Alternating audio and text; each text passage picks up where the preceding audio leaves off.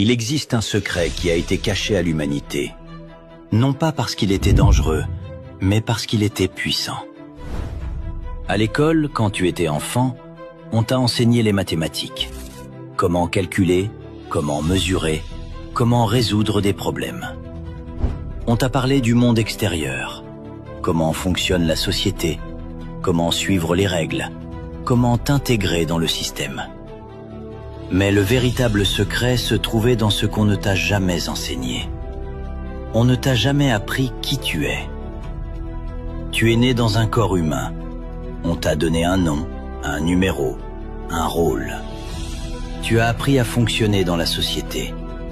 On t'a inséré dans un système. Obéir au temps, échanger ton énergie contre de l'argent, survivre. Mais personne ne t'a montré le véritable pouvoir que tu portes. Ce corps n'est pas seulement de la chair et des os. C'est une interface biologique, une technologie vivante, conçue pour traduire la conscience en réalité physique. Ton système nerveux est un centre de commande. Ta respiration est un régulateur. Ton attention est une force. Ce qu'on ne t'a jamais dit, c'est que tu n'es pas le corps. Tu es la conscience qui habite ce corps. L'observateur derrière les pensées. La présence derrière l'identité. Et un observateur inconscient crée de manière inconsciente. C'est pour cela que l'oubli était nécessaire. Car un être qui ne sait pas qui il est plus facile à contrôler, plus facile à programmer, plus facile à exploiter. On t'a appris quoi penser, mais jamais comment la pensée crée. On t'a appris à travailler, mais jamais que la réalité s'ajuste à ta conscience. On t'a appris ce qu'est le monde, mais jamais que tu en es la source. Ta mission n'est pas de détruire le système, mais de t'éveiller en lui. De te rappeler que tu n'es pas le personnage. Tu es la conscience qui s'expérimente à travers la forme. Et lorsque la conscience se reconnaît elle-même, le jeu change. Le code répond. La simulation se réorganise. La question n'est donc pas de savoir si cette connaissance est réelle. La question est, es-tu prêt à te souvenir de qui tu es? D'après vous, c'est quoi le bonheur? Nous trouvons le bonheur en prenant conscience que tout ce qui se passe autour de nous est éphémère, que tout change. Nous avons plusieurs exemples. Nous pouvons être riches, puis pauvres. Parfois, nous pouvons être très populaires et parfois pas du tout. J'en ai fait l'expérience, malheureusement.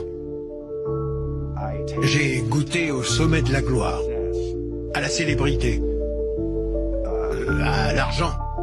Et puis j'ai vu tout ça s'effondrer. J'essaie de trouver des façons d'arrêter de m'inquiéter par rapport à ça.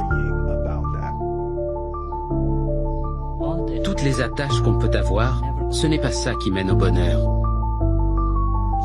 Autrement dit, le fait de vouloir me raccrocher à ces choses-là à tout prix, ça devient la véritable source de mon mal-être.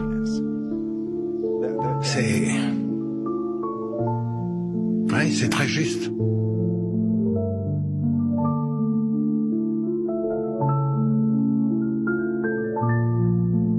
Je peux lire votre émotion sur votre visage. Ouais. C'est précisément là que commence notre sagesse. Lorsque nous traversons une épreuve ou un incident très difficile dans notre vie, nous ne pouvons pas trouver le bonheur ailleurs qu'en nous-mêmes. En nous-mêmes. Où exactement? Il est important de vous poser la question suivante. Quand vais-je mourir?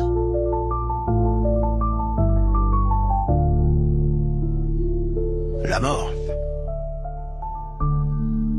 Je n'ai jamais vraiment réfléchi à la mort, ni au fait de mourir. Quelle est la théorie derrière la mort? Si des passagers se disputent à bord d'un avion, et que le pilote annonce soudainement que l'avion risque de s'écraser, ils mettront leurs différends de côté pour s'entraider. Donc, il faut concentrer toute son attention sur l'idée de sa propre mort, pour arriver à distinguer ce qui est important de ce qui ne l'est pas. Vous avez tout compris.